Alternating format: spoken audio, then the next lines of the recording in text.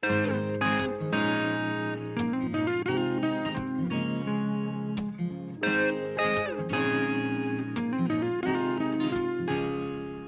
hola amigos y amigas, qué gusto volver a encontrarnos nuevamente en este programa que se llama Tu cita con Dios.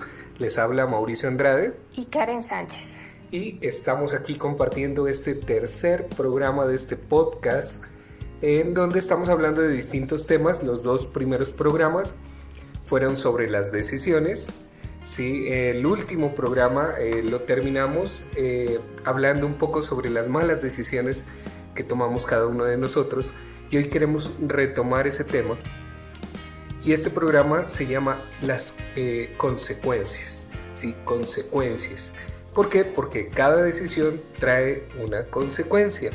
Vamos a leer un versículo que está en el libro de Proverbios 9, versículo 12, que tiene que ver mucho con este tema, y vamos a arrancar con este tema de esta manera. Entonces, este versículo nos dice: si eres sabio, lo eres para tu propio bienestar, pero si eres arrogante, solo tú sufrirás las consecuencias. Sí, es interesante cuando nosotros nos vemos cada día abocados a tomar decisiones. Necesitamos nosotros pedirle ayuda al Señor para poder tomar las decisiones certeras en la vida. Y muchas veces nos vamos a equivocar, pero yo sé que Dios con su misericordia va a estar allí para levantarnos, para darnos segundas oportunidades y para mostrarnos el camino, para redireccionarnos, se puede decir. Y es interesante, hoy vamos a hablar un poco sobre esas decisiones que tomamos en algún momento y de las cuales nos arrepentimos. Eso hablábamos el programa anterior, ¿cierto? Sí, exactamente. ¿Y por qué es importante y por qué hemos querido tomar este tema?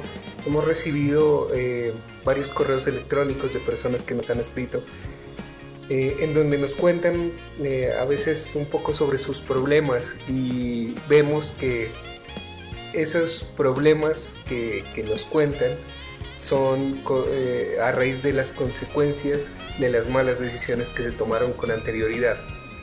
Hay personas que escriben angustiadas, que preguntan: bueno, y mi familia se destruyó, me separé de mi esposa, etcétera, un sinfín de cosas que están pasando, y por eso nosotros debemos estudiar un poco este tema de las consecuencias.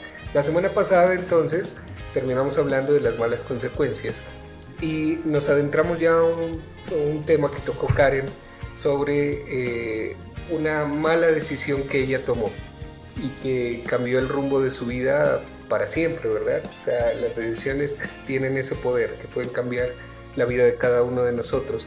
Pero entonces vamos a ahondar un poquito más en eso, y quiero que ella nos cuente de entrada un poco sobre su experiencia. ¿Por qué?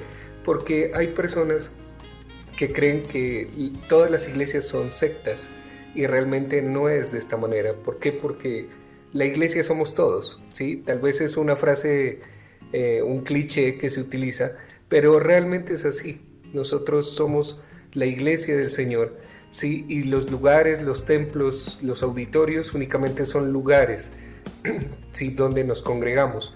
Desafortunadamente ha habido una hiperexplosión de lugares que no son sanos, que han traído más daño que bien al cuerpo de Cristo, y Karen lo ha vivido de primera mano, y por eso aprovechamos este programa para que ella nos cuente su experiencia. Yo voy a guiar un poco esto a manera de entrevista. Entonces cuéntanos un poco, esposa, sobre esto. ¿Cómo entraste? No vamos a decir nombres, ¿sí? No vamos a decir lugares, pero que ella nos cuente su experiencia, ¿sí? ¿Cómo entraste a este lugar?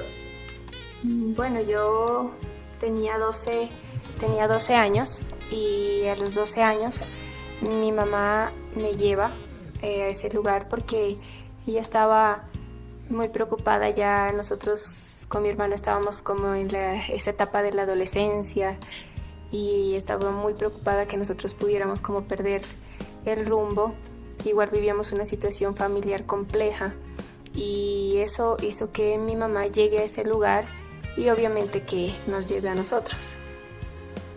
Y bueno, en ese momento, a esa edad, ¿tú qué pensabas?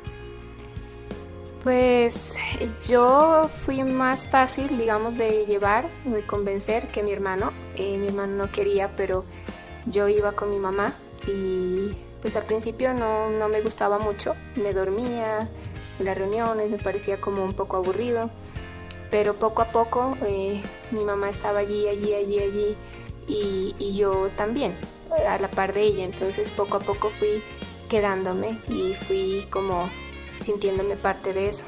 ¿Qué fue lo que te enganchó? O sea, lo que te llamó la atención, lo que te empezó a acercar a este lugar, a este sitio. Yo creo que en un principio fue tal vez encontrar lo que no tenía, ¿sí? Porque como veníamos de una situación familiar compleja, de ciertas cosas difíciles que estábamos atravesando, entonces digamos que en ese lugar se nos decía que íbamos a encontrar paz y que íbamos a encontrar algo diferente y bueno, sí era algo muy diferente, ¿no? Pero si miro desde este punto un poquito hacia atrás, yo puedo darme cuenta de varias cosas. Una es que nosotros, si disponemos nuestro corazón a recibir a Cristo, vamos a nacer de nuevo, independientemente de dónde estemos o de las personas con las cuales nosotros estemos, porque nosotros no nacemos de nuevo por estar en determinado lugar, sino dice la palabra que si nosotros creemos con el corazón y confesamos con nuestra boca, entonces seremos salvos. Yo en algún momento en medio de toda esa situación necesitaba mucho la ayuda y la intervención de Dios en mi vida a tan corta edad. Y yo creo que Dios entró a mi vida, ¿sí? Y lo malo de la situación es que estuve yo en el lugar equivocado. Y bueno, ahora sí adentrémonos. ¿Cómo era la práctica interna de ese lugar? Porque el nombre es de iglesia, ¿sí? O sea, es una iglesia, entre comillas, cristiana. Pero ¿cómo era la práctica? ¿Cómo eran los cultos, las reuniones? ¿A qué horas iban? ¿Qué hacían? ¿Cómo era esa práctica que ustedes realizaban ahí al interior? Ahí es donde nosotros debemos tener mucho cuidado, porque realmente cuando nosotros somos estafados, no sé, comprando cualquier artefacto, cualquier cosa que necesitamos, se nos muestra como que si ese fuera el original, ¿cierto? Y nosotros decimos, claro, ese es el que debo comprar porque parece el original, pero realmente no lo es. Y hablando de sectas o de este lugar, de la secta donde yo estuve, obviamente es lo mismo, es una fachada de iglesia cristiana donde se habla supuestamente de Dios y donde se toman principios de la palabra y donde se hace digamos un culto, un servicio parecido a las iglesias cristianas y donde te enganchan, porque tú dices, no, allá te están hablando es de Dios, nunca te hablan de otra cosa como para que tú puedas sospechar, ¿sí? Pero cuando ya tú te vas adentrando, cuando va pasando el tiempo, tú te das cuenta que tú empiezas a perder como la perspectiva de la realidad y te empiezan a encerrar como en una burbuja, en una cápsula. O sea, eso tú ya lo viste posteriormente, cuando ya saliste. Claro. Pero cuando estabas ahí, ¿cómo era? ¿Cómo te sentías? ¿Qué hacían? Por eso, explícanos un poco eso. Los horarios, los días de culto. Pues los horarios, digamos, los cultos eran todos los días. Yo tenía que estar allá todos los días. Si no había una reunión en la iglesia, habían grupos de oración. Si no, eran horas de liberación. Todos los días. Yo recuerdo que yo llegaba del colegio, me cambiaba, comía y salía para la secta. Y así todos los días hasta el día domingo. O sea que realmente mi espacio de esparcimiento o con mi familia era muy limitado. ¿Y qué horarios tenían? No, pues ya no recuerdo, pero era el lunes liberación, el martes ayuno, miércoles reunión, en la noche, jueves reunión en la mañana y en la noche, viernes era el ayuno y en la noche era el ensayo de alabanza, sábado en la mañana, sábado en la noche, domingo en la mañana y domingo en la noche teníamos también otra reunión. Y los horarios eran particulares, ¿verdad? ¿A qué hora se reunían por las mañanas? Por las mañanas nos reuníamos a las 6 de la mañana. Es un horario que no en muchas iglesias, digamos, lo tienen programado. Uh-huh. Yo creo que es la única que he visto. Lógicamente, en algunas iglesias se hacen de oración, días puntuales como de oración a la madrugada, sí, pero acá tenían los cultos, digamos, un culto especial a las 6 de la mañana, que era, creo, de liderazgo, si no estoy mal, uh-huh. Sí, y era, o sea, quien no iba, ¿qué sucedía? No, pues realmente era una obligación estar allí, más para los que estábamos más cerca, ¿no? Y si nosotros no asistíamos, pues nos disciplinaban y la disciplina consistía en que nos alejaban de nuestros servicios o de lo que nosotros hacíamos dentro de la secta. Y bueno, ¿cómo eran los cargos dentro de la iglesia? Las asignaciones, ¿qué importancia tenían? Era muy estructurado, digamos que es muy piramidal, donde el jefe, o en este caso el apóstol, entre comillas, estaba siempre a la cabeza y los demás pues éramos los que estábamos por debajo de él, o sea, todos nosotros sosteniéndolo y todos nosotros sirviendo y sirviéndole, obviamente. Entonces era como muy, digamos, él estaba siempre en la cima, debajo estaban los profetas, pastores, líderes y seguía hacia abajo. Y bueno, dentro de esa secta había o tenían mucha importancia los profetas, ¿verdad?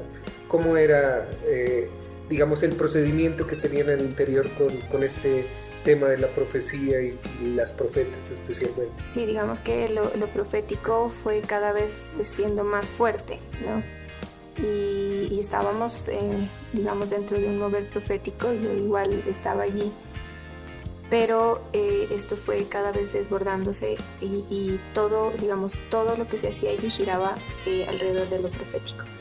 Entonces Dios dice, Dios manda, Dios me muestra, Dios te dice que hagas, y digamos que ese fue como el pretexto para caer en muchas cosas incorrectas y en muchas cosas que pues no todos conocen, pero sí delitos y cosas graves. Y bueno, en cuanto al ministerio profético, ¿quién estaba a cargo de ese ministerio y quién dirigía ese ministerio? O sea, sé que no habían profetas hombres, sino eran profetas mujeres. ¿Por qué? Sí, éramos profetas mujeres. No habían hombres en este asunto, y pues digamos que todo esto lo dirigía el apóstol, entre comillas, y siempre estábamos como abocados a las decisiones de esta persona. Entonces éramos muchas personas los que estábamos como a merced de la cuestión profética. Y digamos que esta persona, este hombre, se encargó de rodearse solamente de mujeres que estaban en este grupo de profecía, obviamente con sus dobles intenciones, ¿no? Exacto. Y bueno, ¿y qué pasó? ¿Qué sucedió? Sin lógicamente dar detalles personales o nombres, pero ¿cómo te diste cuenta de esto? ¿Cuál fue el momento en que reaccionaste y dijiste, no, esto no está bien? Bueno, como yo entré a la edad de 12 años y yo era como muy cándida, pensaba que todo era bueno, todo el mundo era bueno y no veía malicia en ninguna parte. Pero en algún momento empecé yo a darme cuenta de que cosas empezaron a cambiar, de que situaciones empezaron a cambiar y que este hombre que dirigía, digamos, toda la secta, estaba haciendo cosas como escondidas y empezó a tomar grupos de mujeres jóvenes y empezó a reunirse con ellas aparte. Llegó una mujer que a él le llamó mucho la atención y siempre estaban juntos, y entonces esta persona también empezó a tomar como la vocería de lo profético y empezó a traer más niñas y más mujeres alrededor de él, y empezaron a encerrarse. Después este hombre puso en la misma plataforma un biombo, que es lo que usan como los médicos para cerrar su lugar de donde van a examinar las personas, para poder supuestamente orar en privado por la gente, pero eso lo aprovechaban para hacer tocamientos y cosas indebidas con las niñas. ¿Nos puedes dar algunos signos que tú ya cuando saliste te diste cuenta que eso no estaba bien, que realmente no era algo normal dentro de la vida, la convivencia de iglesia como tal? Por ejemplo, ¿qué prohibiciones les hacían? ¿Qué no podían hacer? ¿O qué podían hacer?